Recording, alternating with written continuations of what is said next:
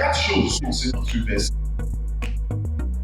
Dieu commence à travailler pendant 6 jours et il se repose le 7e jour. Mais là où je dois souligner, Dieu n'est pas un homme comme nous, il ne se fatigue pas, Dieu ne se lasse pas. Il n'est pas quelqu'un qui, quand il a transporté des sacs de ciment, son corps est fatigué. La fatigue n'est pas dans le corps de Dieu. Mais comment se fait-il que la Bible mentionne que Dieu se repose? En réalité, il ne s'est pas reposé parce qu'il est fatigué, mais il s'est reposé pour nous faire marquer quelque chose. L'une des choses qui bénit, quand tu t'attaches à la parole de Dieu, la bénédiction contenue dans cette parole-là s'attache à ta vie. On lisez le verset pour moi. Il bénit le 7e jour. Il sanctifie le 7e jour. Parce qu'en ce jour, il s'est reposé de tout son œuvre. Il y a 4 choses que nous devons arrêter concernant ce verset-là. Le premier, la Bible dit Dieu achève son œuvre le 6e et puis se repose le 7e jour. Toutefois que Dieu commence quelque chose, il va vers l'achèvement. Dieu n'est pas un homme qui ordonne les choses inachevées. Dieu n'est pas un homme parce qu'il n'a pas de moyens, il ne peut pas achever une maison. Dieu a la capacité d'achever. C'est pourquoi quand quelqu'un marche avec Dieu, qu'il soit sûr que ce que Dieu commence avec lui, il va achever ça. Le deuxième tiret, il se repose. Repose va dans le sens de restauration. On se repose pourquoi? Parce qu'on a perdu de force. On se repose parce qu'on est fatigué.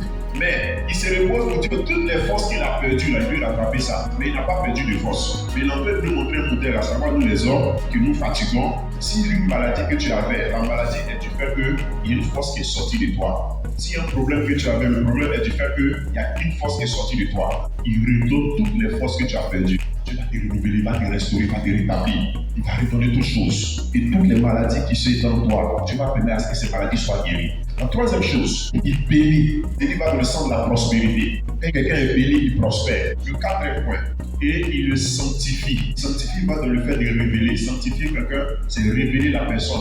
Ça va dans le sens des sentis. Vous savez, quand quelqu'un est senti, c'est que son odeur se répand. On met des parfums sur nous pour qu'on sente bon. De sorte que quand tu mets un parfum sur toi, tu peux être ici. Mais les gens peuvent sentir ton odeur derrière là-bas. Parce que ça se dégage. Donc sanctifier quelqu'un, c'est rendre son nom grand. Il y a quelque chose que des personnes n'ont jamais pu voir qui sont obligées de voir. Parce que Dieu fait de sorte que ta gloire, ta faveur commence à être sentie autour de toi, au milieu de tes semblables, au milieu de tes contemporains. Ceux qui n'ont jamais senti tes sens, qui sentent une odeur de prospérité sur ta vie, une odeur de bénédiction sur ta vie au nom de Jésus, une odeur de l'argent sur ta vie. Je reçois. Donc Dieu sanctifie le jour, il sanctifie quelqu'un, il permet à cette personne d'être grande. Et je prie que si quelque part Dieu a décidé de te sanctifier, que ça soit toi. Et si tu crois à cette parole-là, même si tu as péché toute l'année, tu n'as rien eu, et que tu crois que ce que je suis en train de dire là, ça te concerne, ça va agir sur ta vie. Que cela soit ton partage, que la parole te localise au nom de Jésus. Que la parole te localise au nom de Jésus. Que la parole te localise au nom de Jésus.